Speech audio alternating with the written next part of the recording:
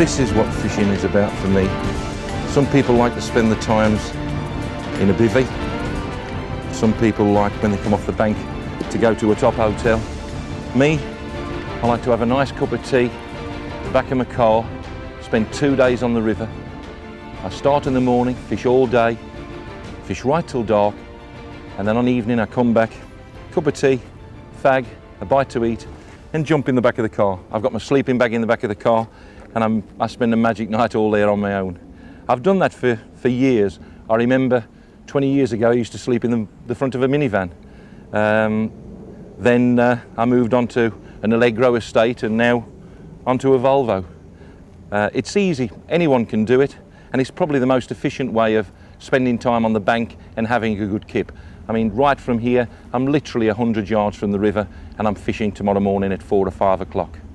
Okay, I just have my cup of tea, finish my fag, and I'll take you onto the river. We're gonna have 2 days, magic days on the River Kennet.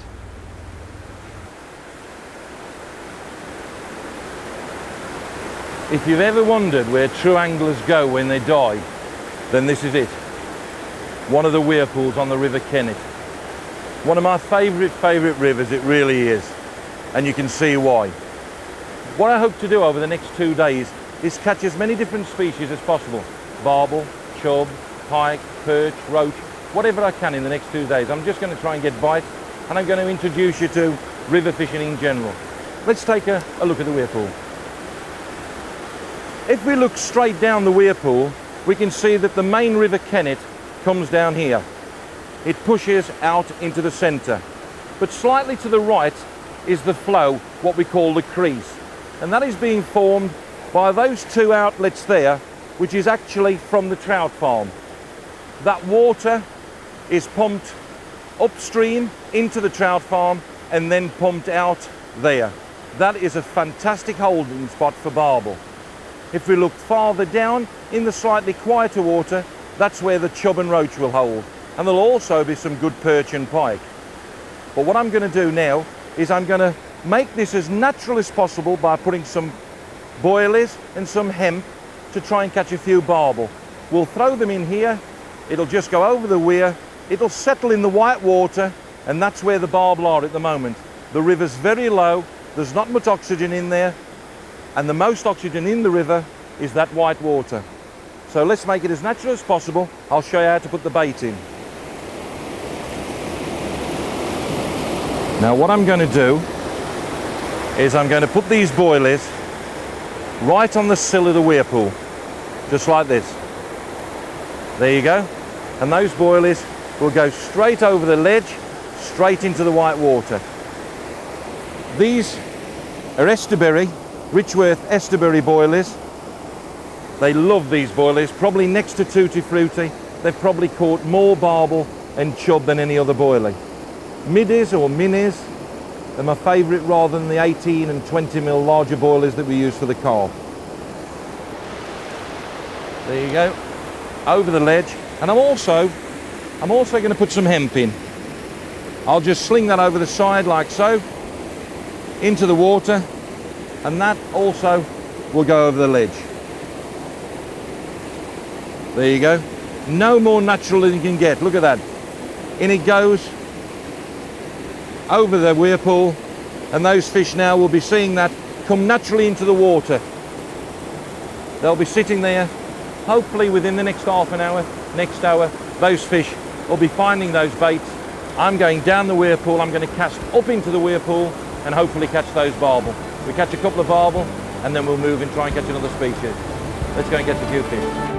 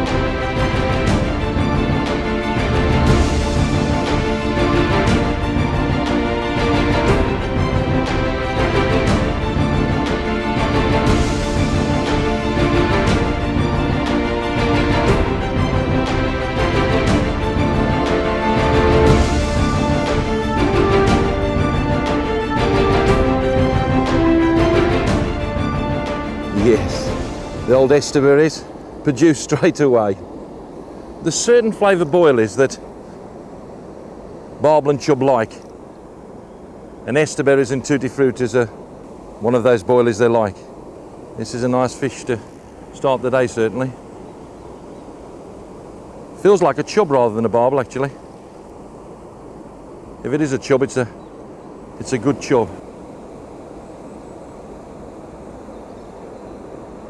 Yes, it's a chub. I'm actually using a new rod today. It's a present from my old mate Lawrence Breakspear. He's bought a range of rods out and he's actually given me this one, and what a way to break it in. Yeah, it's a very, very nice chub. The Kennet's full of nice chub. Look at the boilie on his mouth, where he's took it in. There you go, look. Lovely fish. Oh, fantastic. Fabulous fish. Fabulous fish. Look at that, huh? That looks as though it might have been caught by a pike. There's a lot of pike in this river, and later on, hopefully we should catch one. Yeah, it definitely looks like. If you see the teeth marks, now you can imagine the pike that's done that. Teeth mark here, teeth mark here. And that's not necessarily a monstrous pike. Fish of 8 or 9 pound could grab a chub like that. There you go. There's the rig that I'm using. Just a standard hair rig. Standard hair rig, nylon rig, size 8, Drennan Specialist hook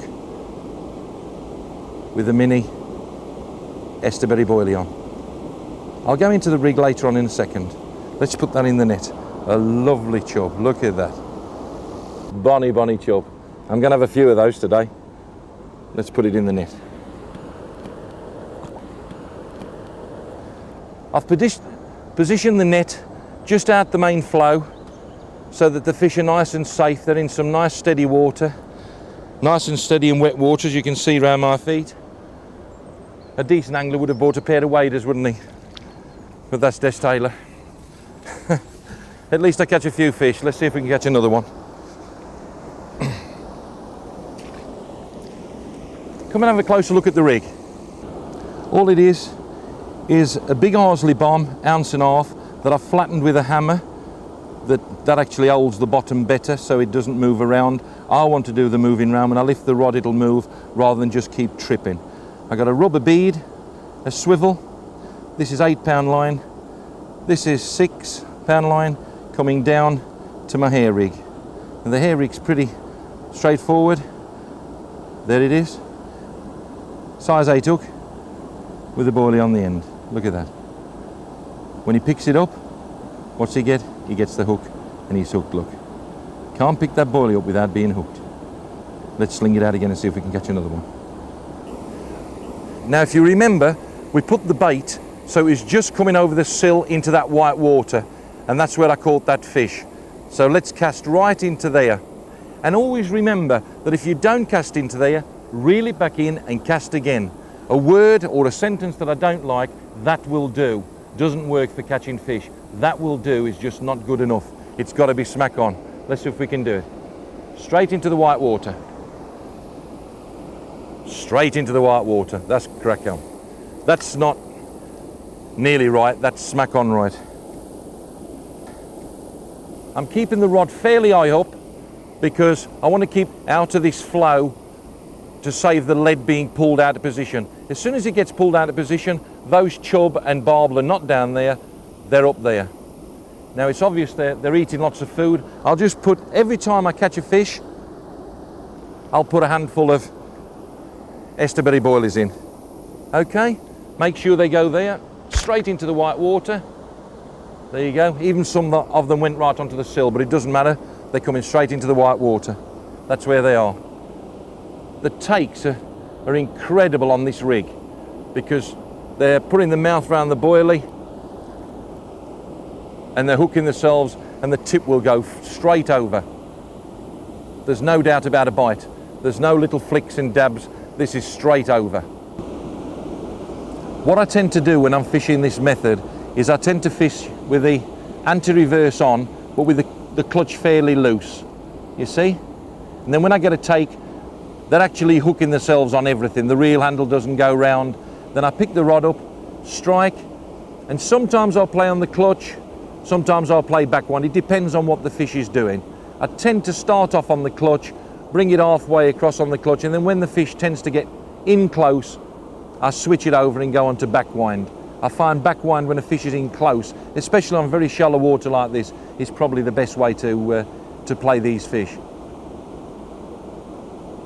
So in the striking position, I've got the anti-reverse on. So all I need to do is just pick the rod up. There's no need to be hanging onto the rod every second, because those bites will be absolutely enormous when I have a bite.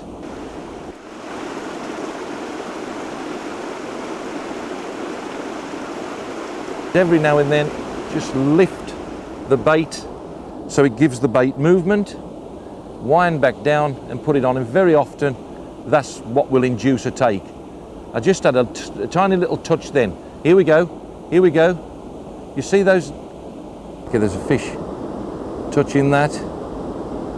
Chub or a barbel. That's, yep, that's a barbel. It's powering away, that's a barbel. Look at that. There he is. Oh, come on, my beauty. Well, that just about proves the old barbel and chub love the estuary. Come on. Are you ready? Yes, she is. Come on, not quite. Come on, my old son. Look at that. The boilie's on his nose, look. Look at the boilie on his nose. Ah, there you go. A beautiful Kennet barbel. An absolute, look at the fin. Perfect fin, a perfect fish.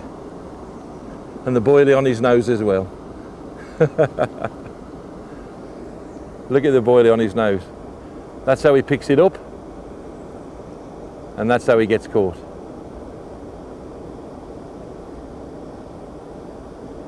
Right, let's unhook that.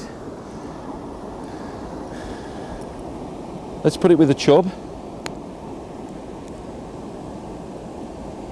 That is welling.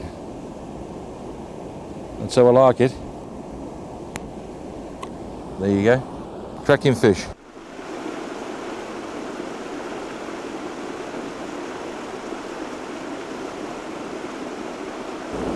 A lot of fish out there in the swim. I'm getting a lot of line bites. Don't strike at those little tiny bites, because on this rig they're hooking themselves, and if you start striking, you've got every chance that you're going to foul hook a fish. When that rod bends over, I'm just getting, look at that, liners all the time. Keeps touching. Some's the current, then there's a sharp dig as those, the pecks or the dorsal get caught on the line, and they're moving around, picking the estuary boilies up, searching for the hemp and the boilies that I've put in. Moving all around the swim, and when they move around the swim, they'll keep it in the line.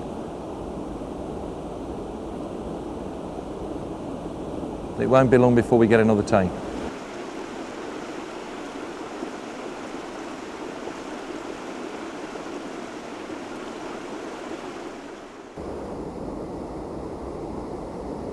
Now that has got me in the weed. Let's just see if that, let me just give it a bit of slack line first. Take the line off it, then wind down quickly and see if he moves. No, he's actually got me solid. That's not in weed, that's actually in a snag. Solid. He's come out. I've got him. That bit of slack line.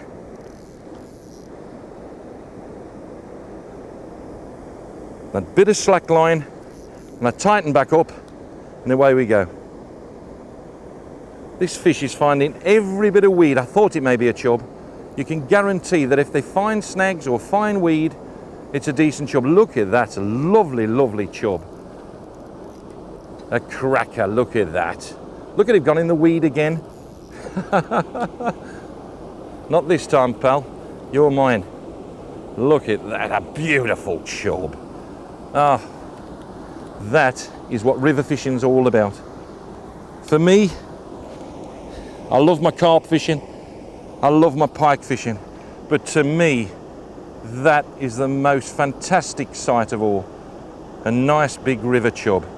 Look at that for a fish, folks. Ah, lovely. Let's see where it is. Look at that. Took it straight in. Straight in, you see it? There you go. Took the boilies, sweet as a nut. What a beautiful fish. That's over 4 pounds. That's a bonny, bonny fish. Look at the classic lines of a chub. Beautiful. This is going to be a big fish in the winter. This is probably the lightest they are at the moment. In the summer, they've spawned, but now, September, they're just starting to put a bit of weight on. You see the stomach there? They're just starting to put a bit of weight on. These fish will be 4.5, 5 pounds in just a few weeks' time. Let's put that back in the net. Beautiful fish.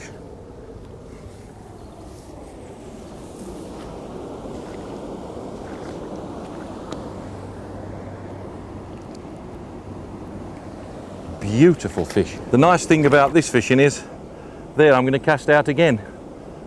Look at that. Absolutely perfect to catch another fish. It's not like maggots or anything like that. You can actually use them time and time again. Until it's actually pulled off, just keep casting them out. Back into the white water.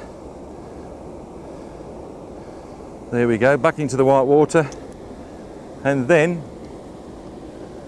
I'll shoot some more boilies in, because they're obviously lovely. That's sock on. Right, let's put a few more boilies out again. They're obviously eating them, so let's give them plenty.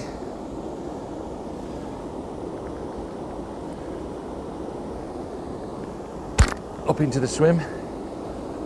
If you look at the tip, you'll just see odd movements of the river, but then you'll see sort of odd. Can you see that now? Can you see that? That's a liner jerking about. He may have it in his mouth, but I doubt it. It's more likely than not a dorsal fin or a pectoral fin just touching the line. Maybe above the lead weight, might actually be between the lead and the hook. And they're giving indications. Look at that again, another indication. A lot of fish milling around trying to find that hempen boilies. Right. That's just a couple of hours fishing under that weir pool. But I'm not going to just keep catching those fish. I've come down here and I want to show you how to catch a number of fish. That's how to catch them on the boilie. Now let's probably see if we can catch a pike. But let's first of all look at this little catch. That's literally just a few hours fishing. The preparation of the swim was right. Let's just put these on grass. The preparation of the swim was right. And there we go, look at these. And in here is hemp, boilies and all sorts of things that these fish have been eating. There we go, let's get the 3 chub. Have a look at those 3 chub on the net. There's that one that was caught that the pike had. Look at that. 3 lovely chub and a barbel as well. All on the boilie. No maggots, no casters. A different method hopefully for you. There you go. Absolutely beautiful fish. Let's get those back. I don't want them out the water too long. Having had a few chub and barbel at the weir pool, what I'm going to do now is I'm going to put my little poaching rod up, made by Phil Fry, a good mate of mine.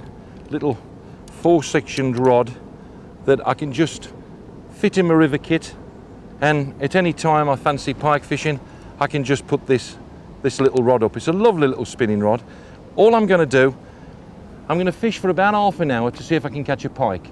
If I don't, I'll pack up, probably go on the backwater then, see if I can catch a few more chub or maybe perch, and then maybe come back again on evening to see if I can catch a pike. What I'm doing all through this day and all through tomorrow, all I'm doing is shooting from one little area to another little area, trying to catch different fish.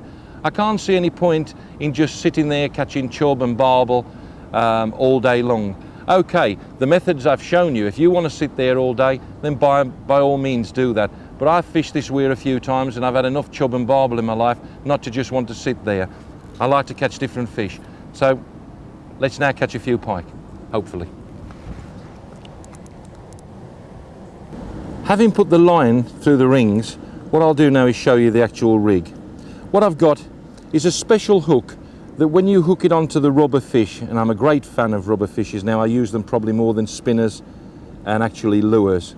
So what I've got there, I've mounted the rubber onto the hook. There you go, look, just feed it on like so. There's where the hook passes through, okay. American clip to put it on, there you go. Swivel, wire, there you go, about 18 inches of wire. I've got a couple of swan shot just to sink it in this current, because if I don't put that weight on, that lure will actually fly on the surface. Coming up to another swivel here, and then tie my line on. Dead simple. This is my net.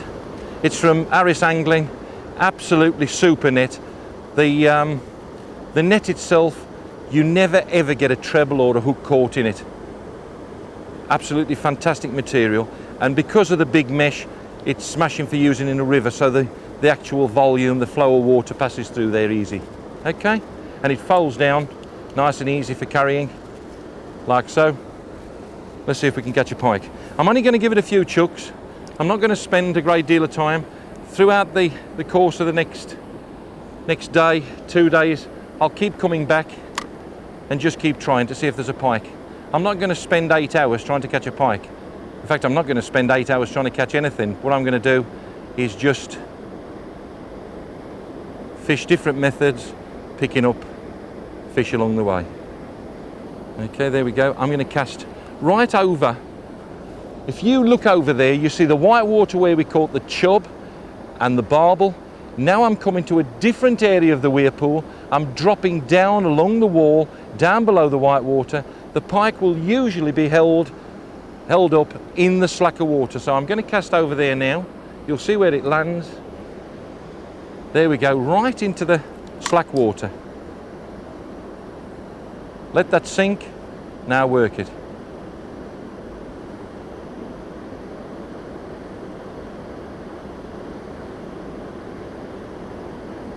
Keeping a lure rod in your bag, and just a couple of lures. You don't need a lure box like I've got. Just put a couple of rubber fish, a couple of weights and a trace.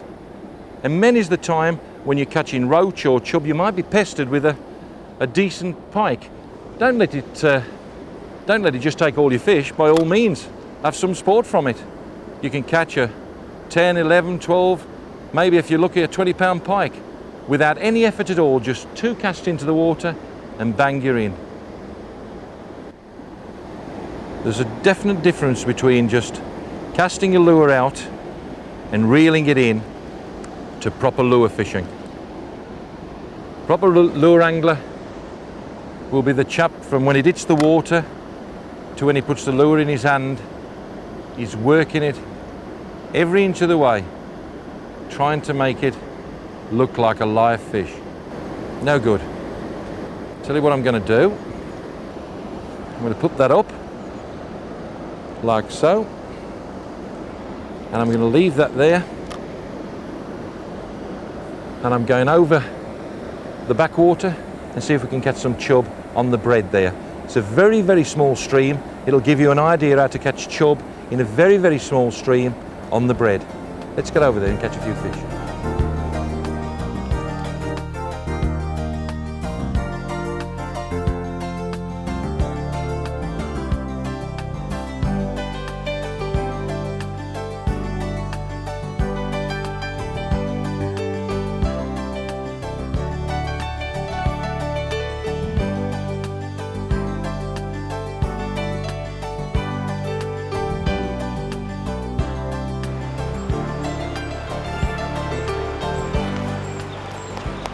What we've done now is we've come right to the back. Shall I put my hat on? What I've done now is I've come to the backwater off the Weir, which is a very, very tiny side stream of the main river. and hopefully I'm going to show you how to use the bread to catch the chub. I've pulled the middle out of a piece of bread and I'm just putting them into little bits, and I'm going to prime the swim. Then I'm going to set my tattle up and we'll have a go then. So let's just see what happens.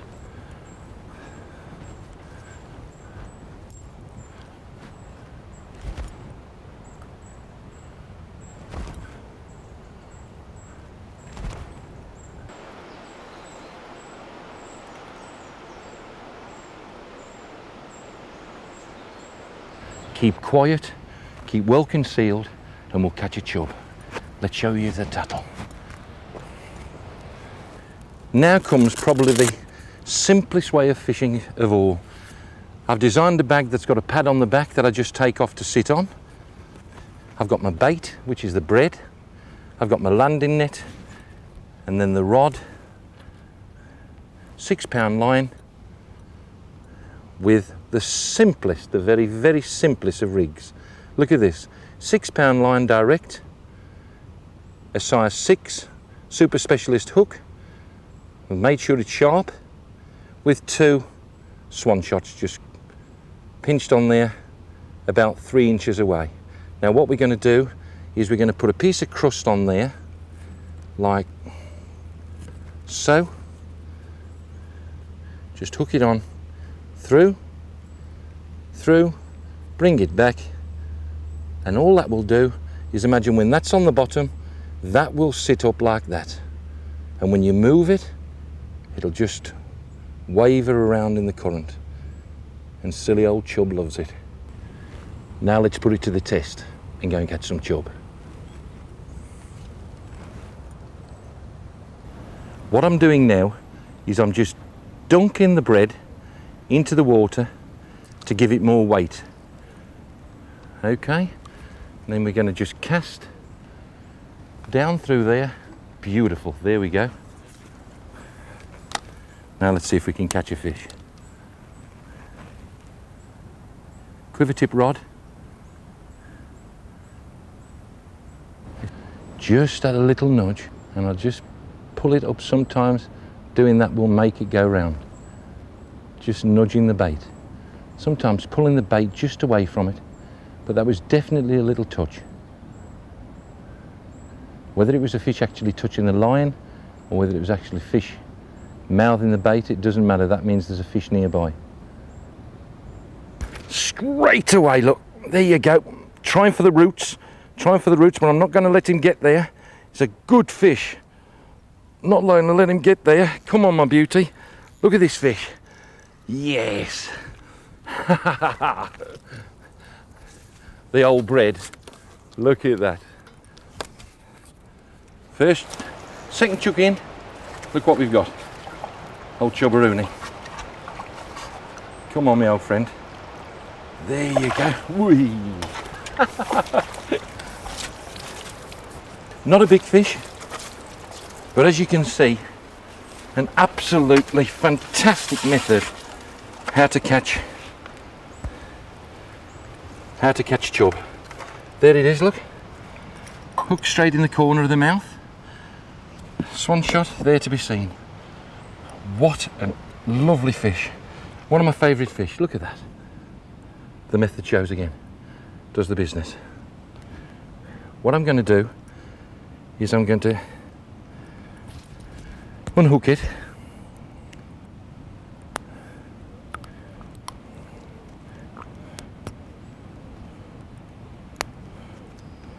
There you go, unhooked.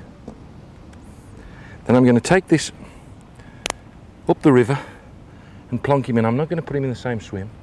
I'm going to put a bit more bread in, leave it a minute and see if we can catch another one. What I've done there is I've taken the chub upstream, I've put him in the weed and left him there, so I haven't put it back in the swim. I'm not going to use a keep net. It's much too shallow to use a keep net. So what I've done is I've dropped the chub back in up there. I'm going to put some more bread in again now and see if I can get another one. This is really sort of, if you can get 2 chub from a spot like this, this is as much as you can expect. And what you do, move from swim to swim. What I'll normally do is I'll actually bait up 4 or 5 pegs with the bread and then go to them. But to be honest, there isn't 4 or 5 pegs on this river. It's so overgrown. There's only about 3 pegs on this little backwater. So let's go back into the swim. It'll probably take 10 minutes to feed them up. Don't be too quick to get into the swim. Just put the bread in and just sit there a while. Don't chuck in straight away. We've just hooked a fish. The other ones will be well spooky. Let's get them confident again.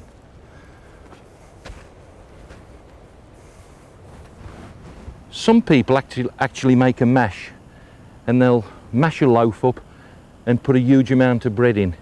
And to be honest, that does work.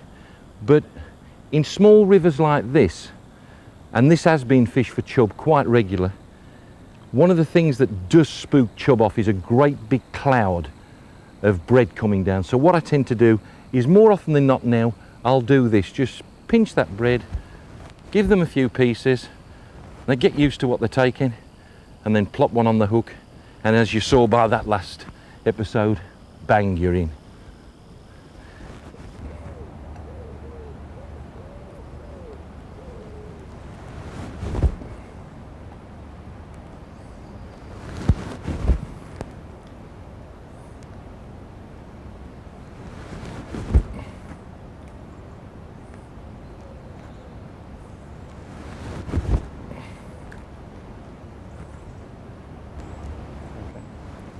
Just going to lift that bread, just move it like so, and then put it back down.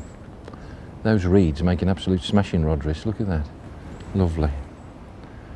I don't use rod wrists normally in this situation, because at the end of the day, to put a rod wrist in, you normally frighten every fish. If you're fishing this close, by the time you've put a rod wrist in, you've frightened every fish about 100 yards down the river.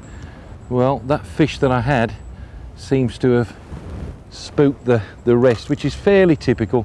It's summer conditions, it's low, the river's low, I hook a fish, I play it, I do the usual sort of John Wilson type yee-hee, and there you go. So what I'm going to do, I'm going to move upstream or downstream, have a look at a few pegs, and see if we can get one more chub, just to show how lethal this method can be. But remember that in the winter, when there's 2 foot on and it's coloured, this method, even with the mash or with this single pieces like I've done, will produce 4, 5, 6 chub out of one peg, because obviously they can't see you in the coloured water. So don't forget this, and don't just class it as a summer method. This will catch chub all year round. It's one of the best methods for big chub you could use. Let's go and see if we can find some more.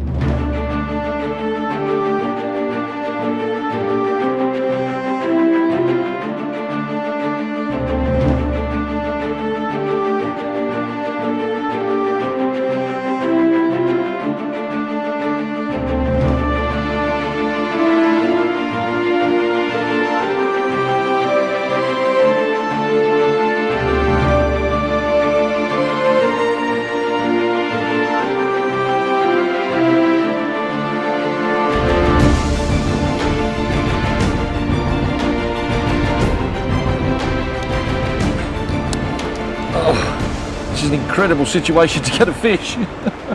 Can you see it over by the trees? Not a big fish. Oh, this should be interesting how I get this fish. To say the least, I'm going in, I'm afraid.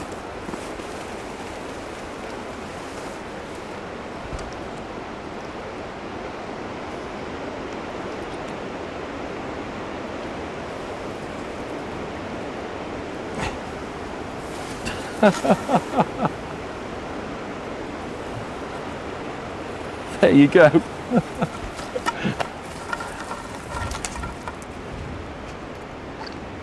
That just shows that even in the most dodgiest swims that this method works. You can make that bread work under the trees. There's some good chub under there. This is not one of the big ones, admittedly, but it could quite have easily have been. Well worth the effort. A lovely chub.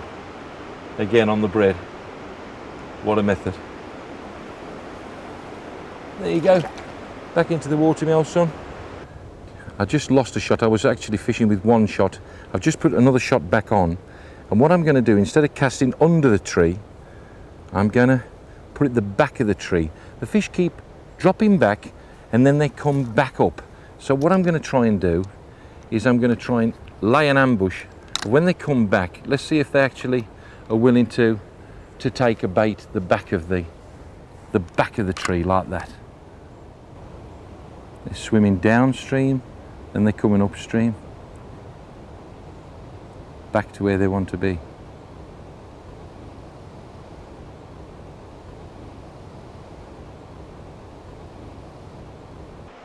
Stick it down, and I've got that at last. Yes, that's a good fish. That's a better fish. Yes, gotcha, you devil. Ha ha ha! Waited for you and got you. One of the better fish. Come on, my beauty. Come on. Come on, my beauty. Come on. Come on, my beauty.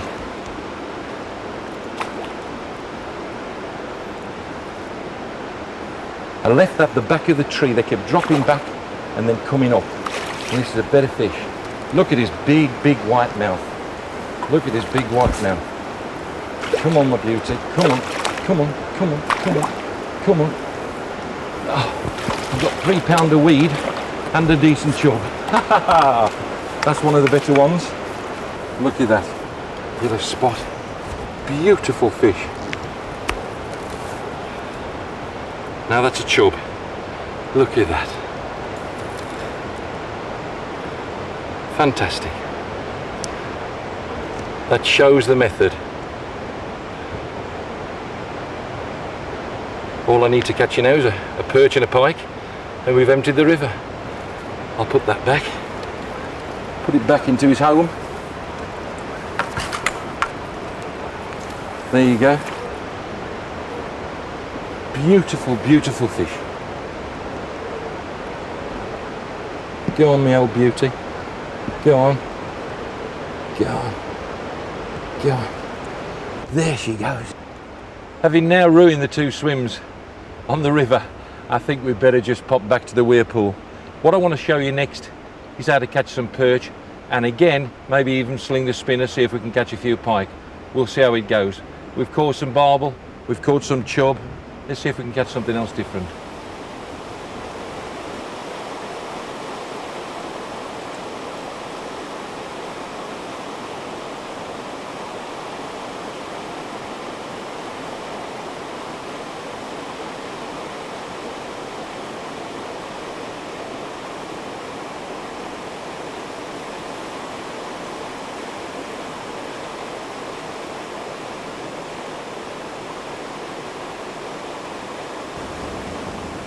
Now the reason I've selected this spot is because I'm off the main weir, and although this is a mini weir, I've got a lot less flow. And I think perch tend to go for those areas that have got not so much a powerful flow. We caught the chub and we caught the barbel in the main flow. They like that. But the perch, well, they like this slacker water. And even with this small flow of water here, what I'm fishing is I'm putting the float just in this slacker water. There's a few snags, you can see a few hanging reeds and grasses, and there's a few snags in here anyway, because what will happen when the river's in flood, it will dump all kinds of debris over where my float is. So that's where perch like to hang out. They like to hide there, and as the minnows and small fry fish are there, they can ambush them perfectly.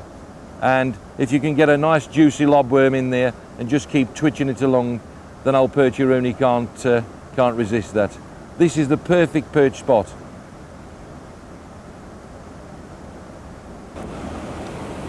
Yep, there you go, that's what we've come for. Not a big perch, but there you go, very, very simple rig. Lobworm. I'll explain the rig in more detail in a moment. There you go. Not every fish is a monster. Come and have a look at it. There you go. Taylor with an absolute specimen. I'll never live it down, my mates. The rig I'm using today for the perch is very, very simple indeed. What I've done is I've put a straight waggler on, which takes 3 BB. I've locked it up with some shots there. Got a shot halfway down the line, and then I've got a shot that's positioned right on the bottom. As you can see, I'm using a worm, the head of a worm on a size 8 hook. I'm fishing the backwater now, just on the side of the main weir, where I've caught some very big perch in the past, and my old mate Dougal has caught them to 3 pound on here. Be nice if I could get a fish over a pound, 2 pound. I just want to show you the method. The size is really irrelevant. I can't expect a 2 or 3 pound perch just like that.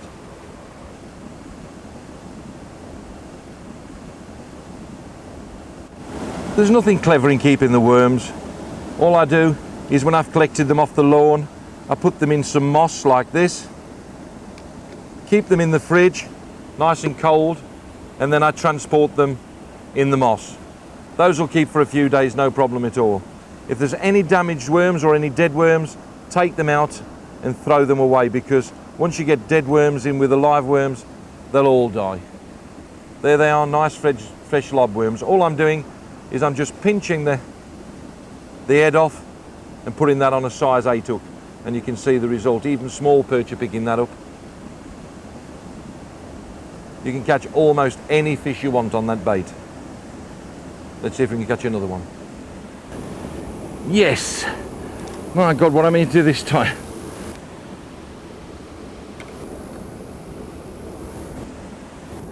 Certainly not a perch. Oh.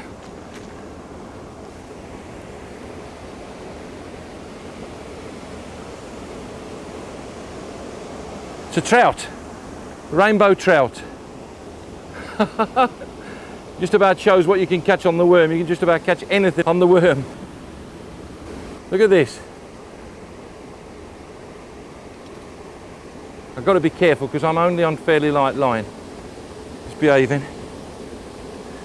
Look at those beautiful colours. He'll be up in a second. Gone in the flow. Here he comes. Not yet. Not yet. It's a cracking rainbow trout, about probably 2 or 3 pound. There he is.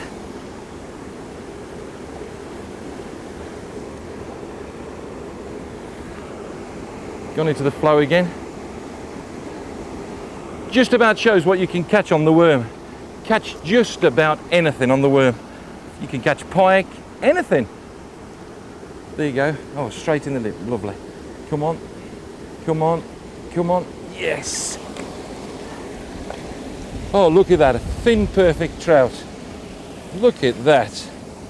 Look at that. I'm going to keep my hands off it because this is for the trout fisherman, not me on the worm. Look at that. A beautiful fish. Beautiful fish. Absolutely fabulous. I think we should put that straight back. I'm not going to touch it. All you got to do, keep your hands off it, in with the net, hold the fish with the net, like so. Let's get the hook perfect.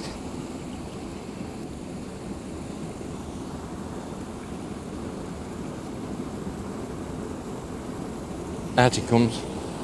There you go. A lovely rainbow trout. Thin, perfect, look at that. Absolutely beautiful. Let's get him back into the oxygen water. Okay. Beautiful fish. That's a real bonus. I know there's a few brownies in the river, but I didn't think there were many rainbows. I think they're probably escapees from the trout farm. If you look at the float, what I actually do to try and induce a take with a perch, that worm is on the bottom, but by simply turning the reel handle a couple of times, just like that, you're twitching the bait along the bottom. Very often if you leave, look at that, there you go, yep, see how I twitch that bait and I'm straight into a fish. Sometimes a perch will look at it for absolutely ages and then suddenly you twitch the bait and suddenly you're into a perch. Little fish, but bonny little fighters these. Look at this. They're slowly getting bigger, slowly getting bigger. There we go.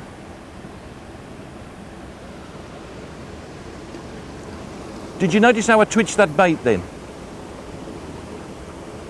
What I actually did was the perch comes down to the bait and he's sitting there, and all of a sudden you twitch. It's a bit like a cat. Suddenly you twitch the bait away from it, bang, he's got it. Okay? And that induces a take, and there's the proof of the pudding. Again, not a big perch, but these methods could produce you a 3 pound, 4 pound perch. Look at that. Not a big fish, but a perfect perch. It's nice to see the perch back in numbers. Look at that, absolutely fin perfect, smashing tail, no ulcers, no perch disease. Let's get it back.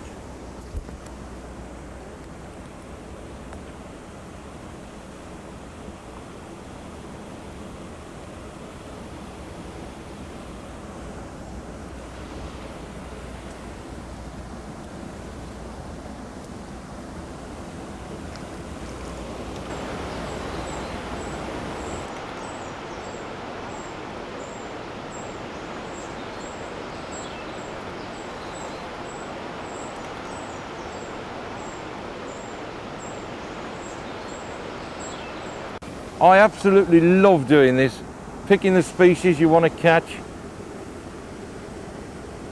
There you go, a lovely perch. Not a big fish, but again, as I say, I'm showing methods here that can catch big fish. Another bonny little perch. Look at that, eh? Fabulous fish. One of the prettiest fishes you can see in the river. Absolutely bonny, look at that. Absolutely fabulous. They're getting bigger.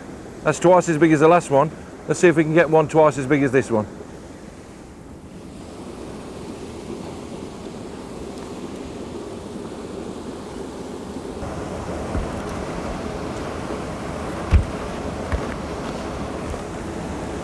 Yes. And another one.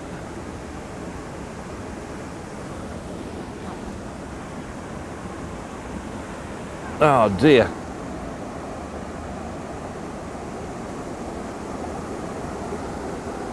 Come on out. Come on out. There you go. The twitch did it again. I seem to have a shoal of smaller perch here at the moment. There you go, perfectly hooked, look. Absolutely perfectly hooked. There you go. Whoop. And the hooks come out. That's great. Perfect little fish. I'll repeat again, although these are only small fish, this method will get you a lot of big fish. Let's put that back.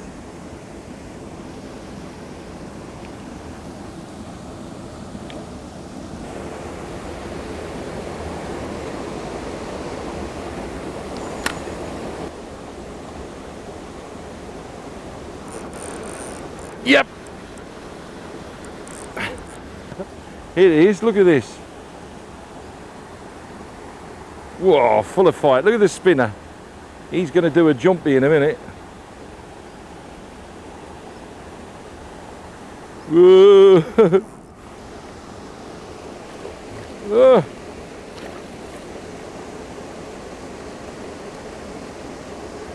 On this little rod is fighting fantastic. Fighting fantastic. There it is. Old pike ruby. Cool. I'm going to hand land that. Spinner's showing. You see the hooks on the mouth? If I actually landed that now with a net, I'd get all sorts of catched up. So what I'm going to do is, let me show you how to unhook it. Up you go like that. Forceps in. We just get it round like so. Look at that, perfect. Perfect. There you go.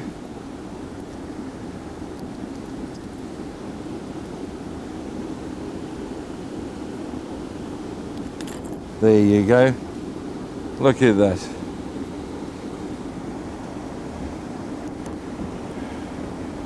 I'll just put that in the keep net for a few minutes. Look at that. Perfect little pike. Again, you see the way I'm sort of hopping from swim to swim, fish to fish.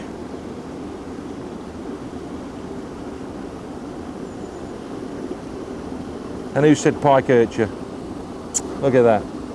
He don't bite you. Fabulous fish. That was the lure I caught it on. Really, I'd put it on to catch a perch. But it actually caught that small pike. It's a Voblex. It's got a rubber head. And that spins round like so. They love it. Let's see if I can catch another one.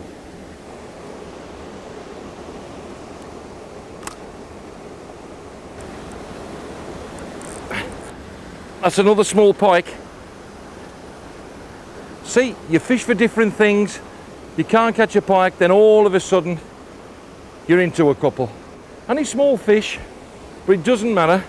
As I say, just opportunist fishing every time. Small jack. There you go. Let's look this one again. There you go.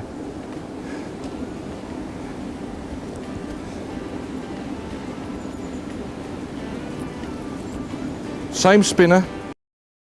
Changed the spinner and got two fish straight away. There you go. Slightly bigger. Look at that. Beautiful, huh?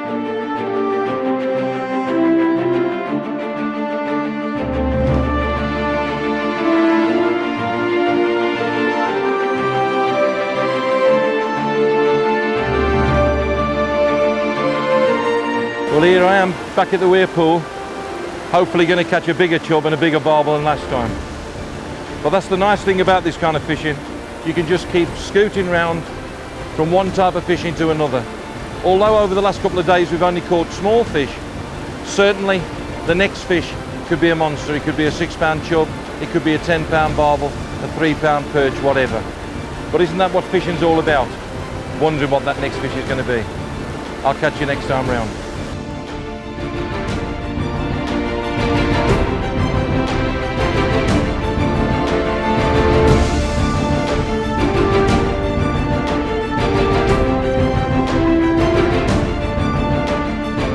Most fantastic days you can spend. But although we've only caught a very... But isn't that what fishing's all about? Wondering what that next fish is going to be.